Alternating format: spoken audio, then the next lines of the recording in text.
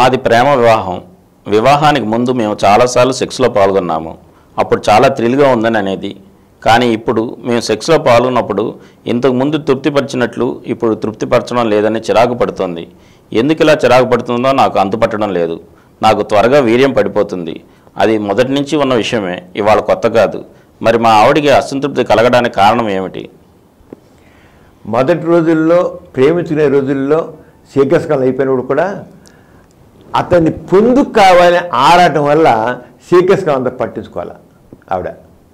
అంచేటప్పుడు అప్పుడు కూడా ఈ అసంతృప్తి ఉండే ఉంటుంది. కానీ అతని మీద మనసు కలగడం వల్ల ఈవెన్ పట్టించుకోలేదు, బాధను కూడా పట్టించుకోలేదు. అలా ఈజీగా తీసుకుని ఎప్పుడైతే పెళ్ళి అయిపోయిందో ఇంకా సెక్స్లో ప్లెజర్ పొందాలి అనే ఆరాటం ఎక్కువైపోయినాడు.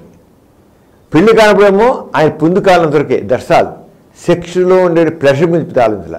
ఇప్పుడు అది కావాలనిపిస్తుంది సెక్స్. అందువల్ల ఆవిడప్పుడేమో ఇదేంటని శీఘ్రస్ఖలనం సమస్య, మగవాని శీఘ్రస్ఖలనం సమస్య, ఆడదాని సెక్స్ సమస్య అవుతుంది. అందుకని ఇది శీఘ్రస్ఖలనం అయిపోవడంతో ఆడికి ఎదుగుతుంది.